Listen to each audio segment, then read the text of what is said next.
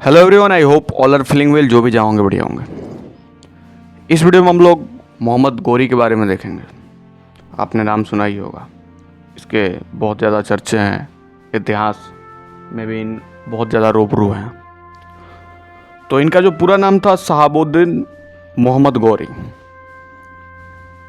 इनका जन्म जो होता है 15 में 1144 मार्च में। अफ़गान सेनापति थे, गौरी साम्राज्य का शासक बने। उन्हें मोइजुद्दीन मोहम्मद गौरी और मोहम्मद गौरी के नाम से भी जाना जाता था। सेनापति की क्षमता उसने अपने भाई गियास उद दीन गौरी, जो उस समय सुल्तान था, के लिए भारतीय उपमहाद्वीप पर गौरी साम्राज्य का बहुत विस्तार किया। उसका पहला आक्रमण मुल्तान पर था। पाटन के शासक भीम द्वितीय पर मोहम्मद गौरी ने आक्रमण किया, किंतु मोहम्मद गौरी बुरी तरह से पराजित हुआ।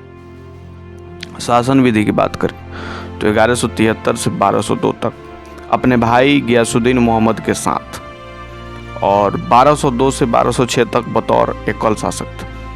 पूर्ववर्ती की बात करें तो गियासुद्दीन मोहम्मद, उत्तरवर्ती गौर गियासुद्दीन मोहम्मद बतौर गौर अमीर, गजनी तजुद्दीन एलोदीन बतौर गजनी का अमीर। इनका जन्म होता है शहाबुद्दीन का 1149 में।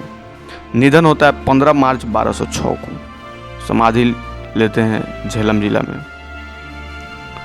घराना जो है गौरी है, पिता जो इनके हैं बहालुद्दीन शाम प्रथम है। मोहम्मद गौरी और पृथ्वी राज चौहान के बीच तराइन के मैदान में 2 युद्ध हुए। तराइन के प्रथम युद्ध में पृथ्वीराज चौहान की विजय हुई, किंतु अगले ही वर्ष में पृथ्वीराज चौहान को तराइन के द्वितीय युद्ध में मोहम्मद गौरी ने छल से पराजित किया।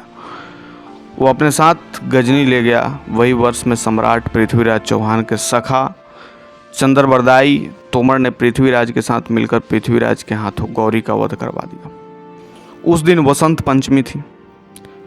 अब यदि हम इनकी जीवनी की बात करें तो गौरी राजवंश की नींव अलाउद्दीन जहानशोज ने रखी, और उसके देहांत के बाद उसका पुत्र सैफ उन दिन गौरी सिंहासन पर बैठा।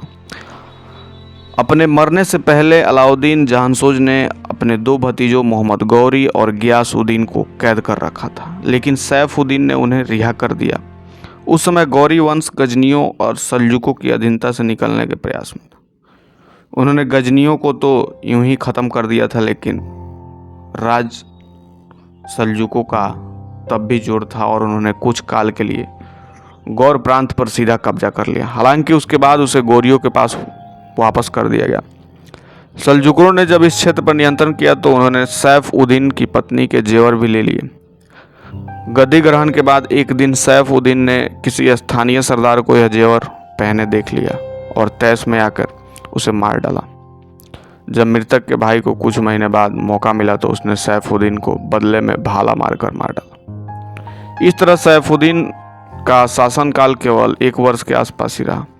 गियासुद्दीन नया शासक बना। उसके छोटे भाई मोहम्मद गौरी ने उसका राज विस्तार करने में उसकी बहुत वफादारी मदद की। मोहम्मद गौरी ने पहले गजना पर कब्जा किया, फिर मुल्तान और फिर ऊंच पर। जब उसका भाई मरा तो मोहम्मद गौरी सुल्तान बन गया। इस भ्रम के लिए मोहम्मद गौरी का पृथ्वीराज चौहान से 16 बार युद्ध हुआ।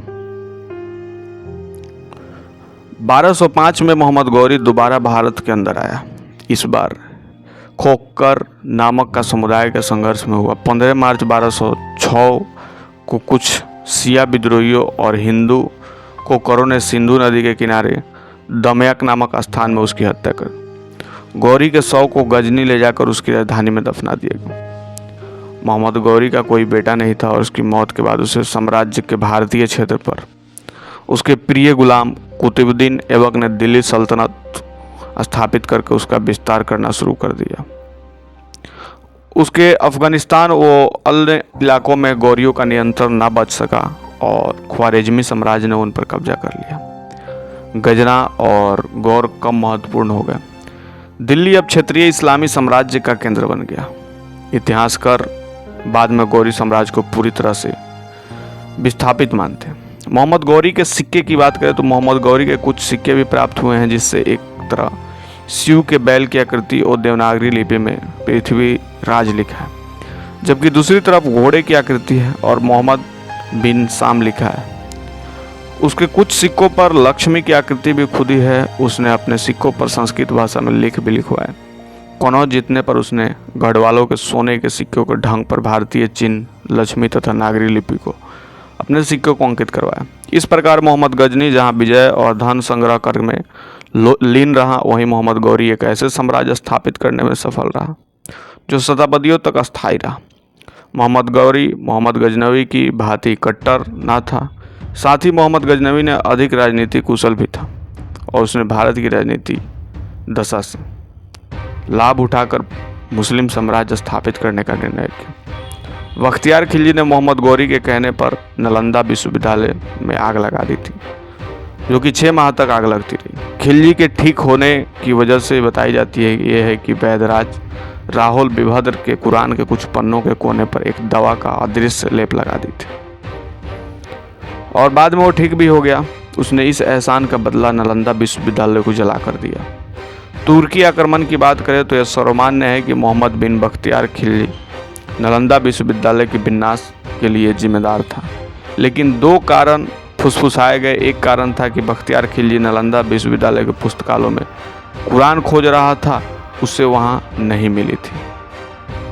तो ये थी मोहम्मद गजनवी के बारे में इन्फॉर्मेशन। जल्दी मिलते हैं आपसे नेक्स्ट वीडियो में, तब तक के लिए बाय बाय।